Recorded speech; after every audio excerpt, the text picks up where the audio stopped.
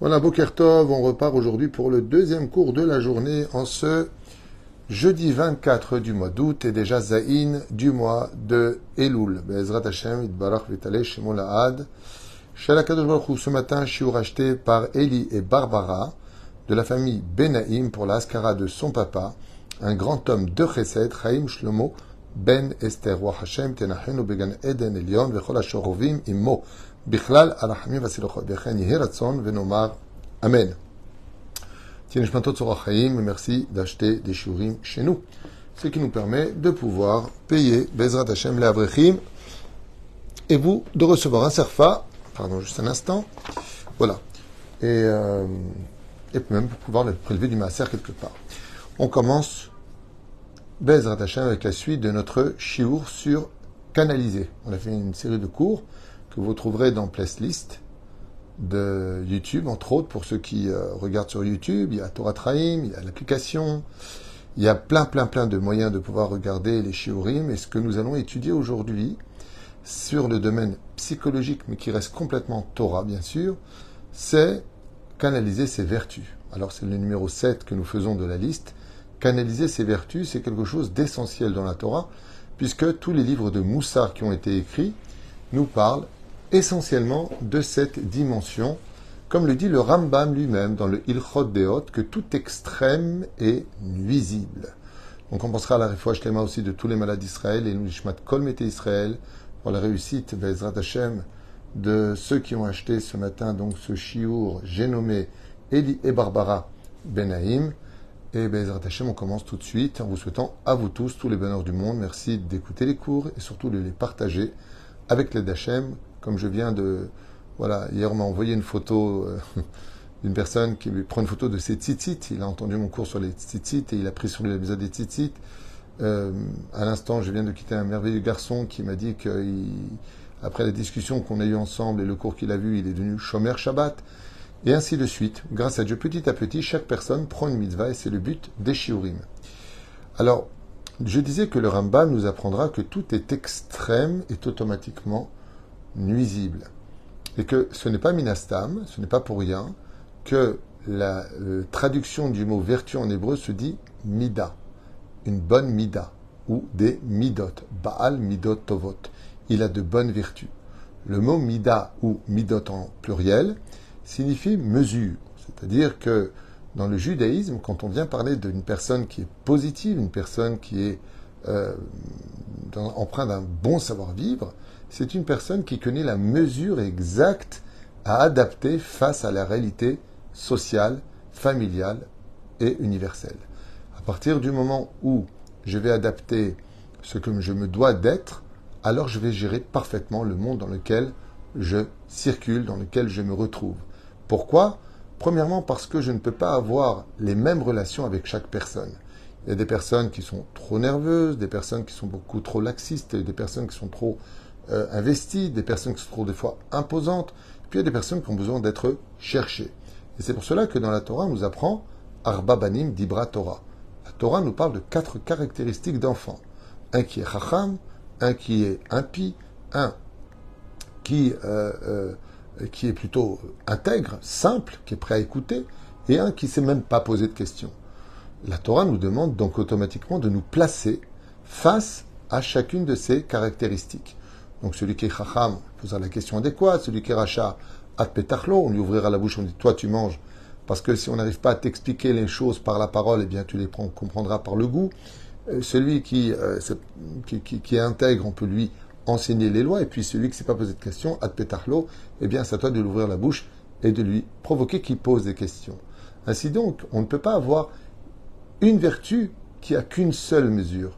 Il y a des enfants avec qui il faut plus de patience. Il y a des enfants qui ne comprennent pas avec la patience, ils comprennent que quand on leur parle franchement, ou des fois durement.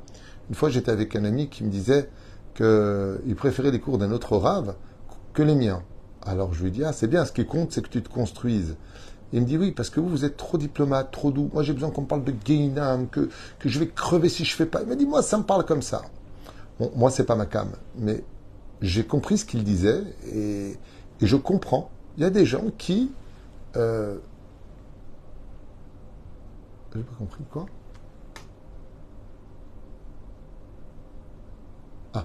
Ok. Eh ben, c'est le but de la Torah, c'est de se recentrer. Justement, on parle du centre aujourd'hui. Ça parle exactement de ce sujet-là. Donc, ce que je voulais faire comprendre, c'est que on ne peut pas avoir même la même Torah, le même enseignement pour tout le monde. Il y a des gens qui, Chabad, ça leur parle, et puis d'autres, pas du tout. C'est trop gnangnan pour eux, Sidou, tout le monde est bon, bisounours, ça leur parle pas. Il y en a d'autres, le côté ultra-orthodoxe, eh ben, ça ne va pas leur parler, c'est trop boîte de conserve, tout est interdit, tout est fermé. C'est comme ça qu'ils vivent les choses.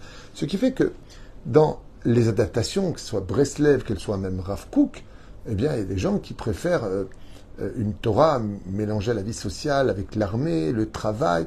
D'autres qui vont te dire Nachon, ça aussi c'est bien, mais il y a aussi Bnei Brak. Il y a le côté, les poumons de la Torah, comme l'a dit d'ailleurs le Rav Zini du Technion, qu'il faut reconnaître que sans le monde Haredi, la Torah, elle aurait été beaucoup plus facile à effacer. Parce que mon Haredi, malgré tout, reste une barrière.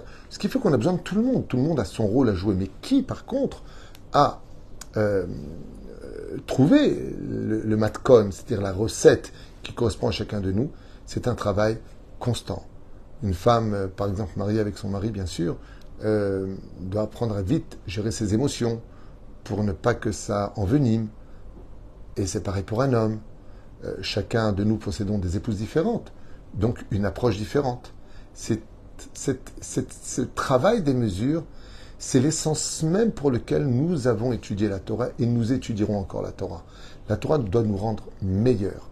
Et être meilleur ne veut pas dire que ce que je suis, dans la mesure où je suis, correspond à tout le monde. On ne peut pas plaire à tout le monde, mais ce qui est sûr et certain, c'est qu'il faut savoir mener des discussions à bon escient pour la construction pour chacun de nous.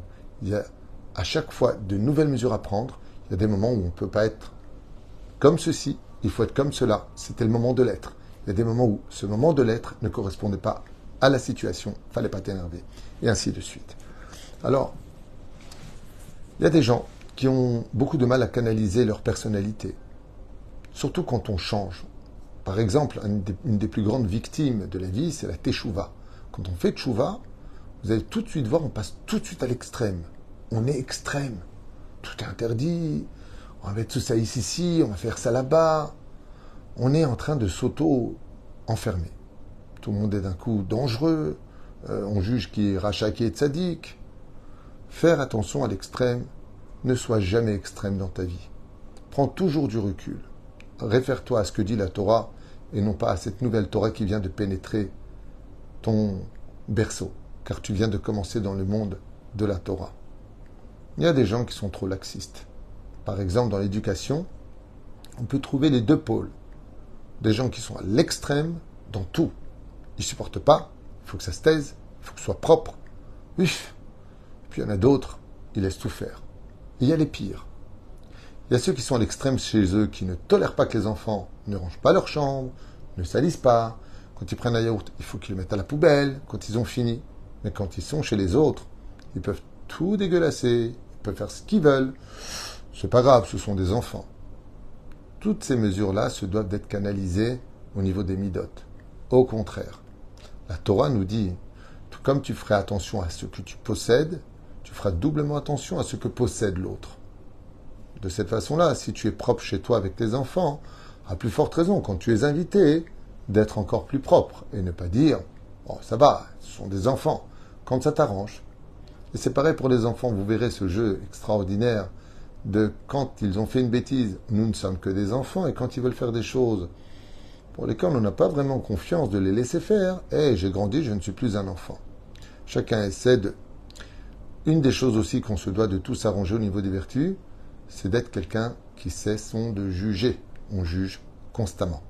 Et on juge durement. J'ai fait plusieurs cours qui s'appellent d'ailleurs être jugé et condamné avant même d'avoir pu s'expliquer. Oui, nous sommes dans une période aujourd'hui tellement nerveuse, où les émotions détruisent absolument toutes nos relations, surtout en tant que couple. Premier ennemi de tous les couples. Écoutez bien ce que je vous dis.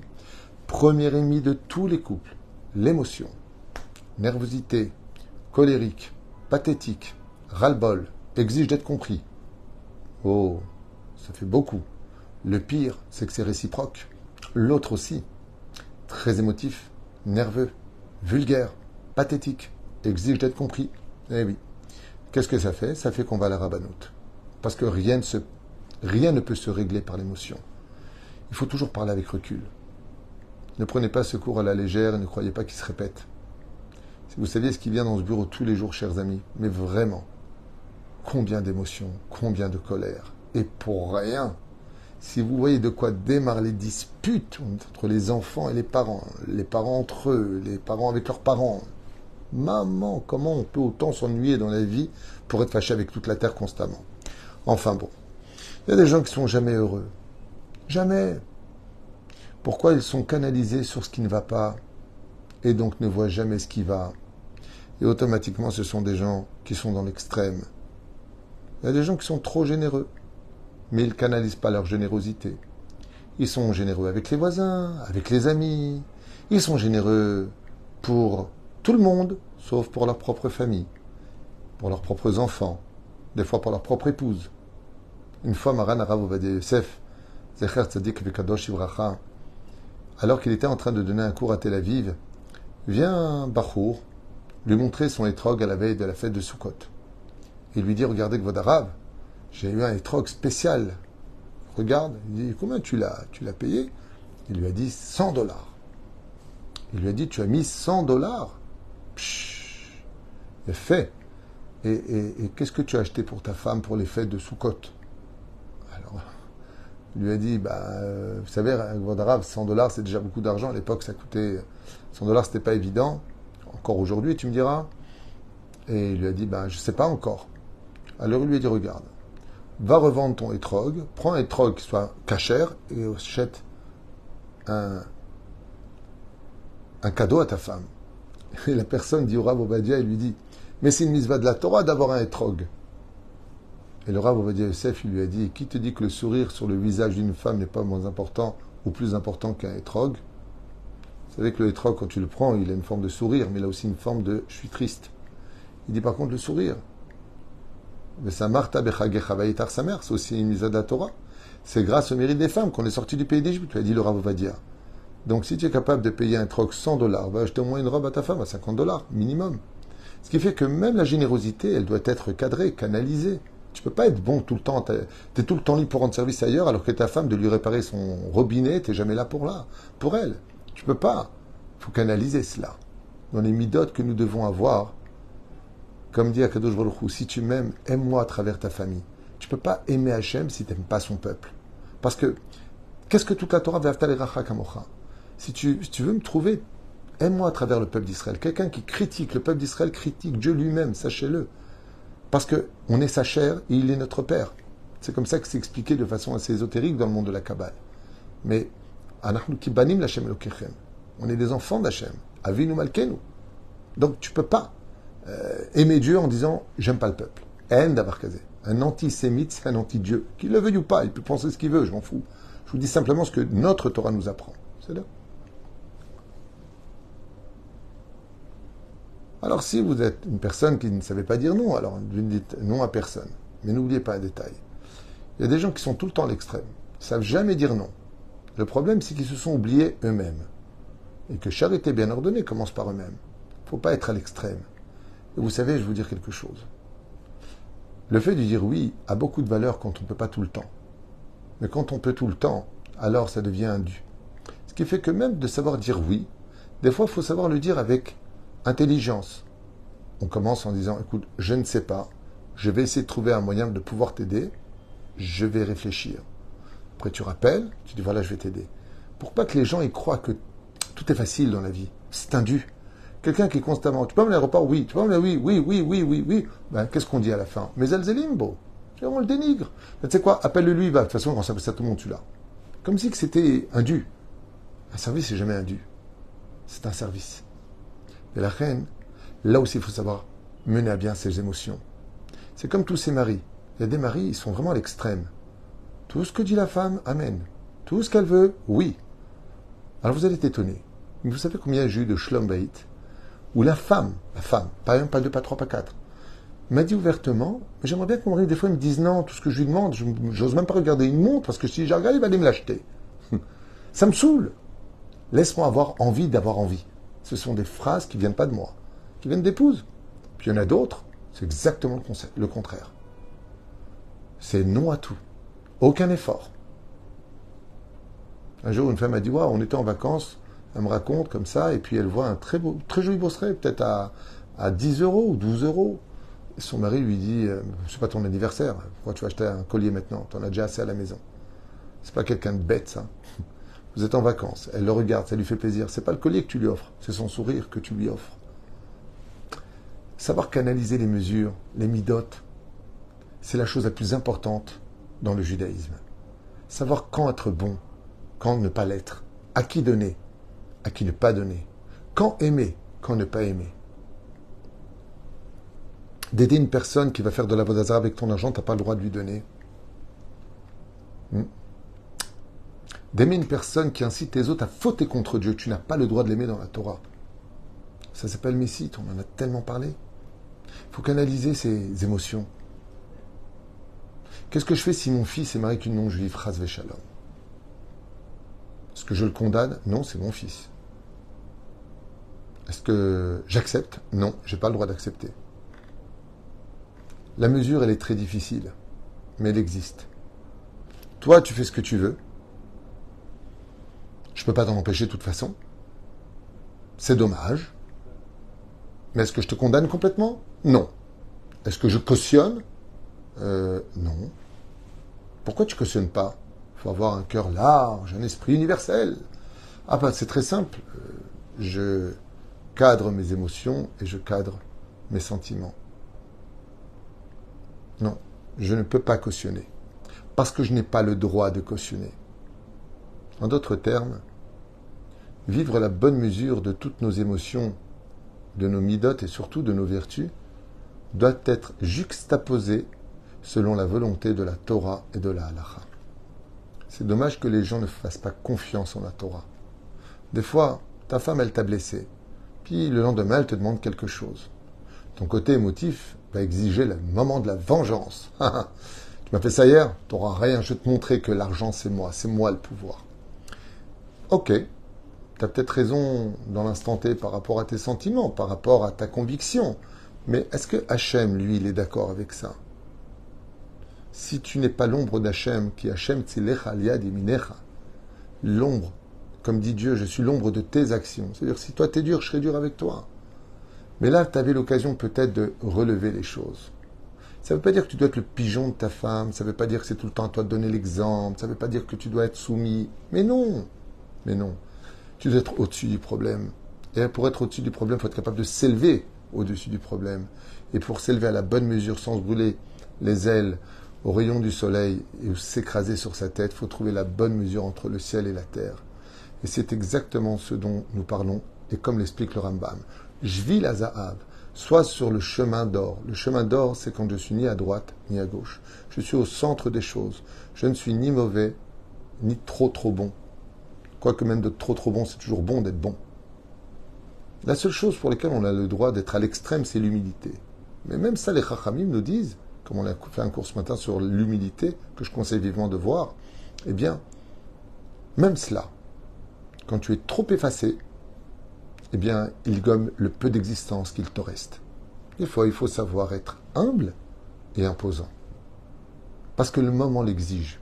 Tu ne peux pas non plus au nom de « je ne punirai jamais, je ne crierai jamais, je ne ferai jamais », eh bien, des fois, il fallait le faire. Mais vous savez, une fois de plus, tout ce qui est rare a beaucoup de valeur.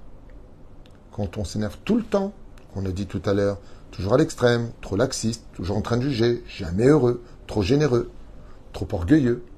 Il y a des gens, ils sont basés uniquement sur l'orgueil, comme une espèce de défense, parce qu'ils sont complexés. Comme je le dis souvent, quelqu'un d'orgueilleux, c'est quelqu'un qui couvre énormément ses médiocrités. Parce que quand tu es quelqu'un qui a de la valeur, tu n'as pas besoin d'être quelqu'un qui te vend, ni quelqu'un d'orgueilleux. L'orgueil est quelque chose qui tue ta personnalité, qui éloigne de la société et de qui plus est, te fera sentir très mauvais sous terre. Au frère, il y a des gens qui sont instables. C'est les pires. Vous connaissez les gens qui sont instables? Ils savent pas ce qu'ils veulent. Je t'aime, mais va-t'en. J'ai faim, mais je mangerai pas. J'ai chaud, mais je veux pas d'hiver.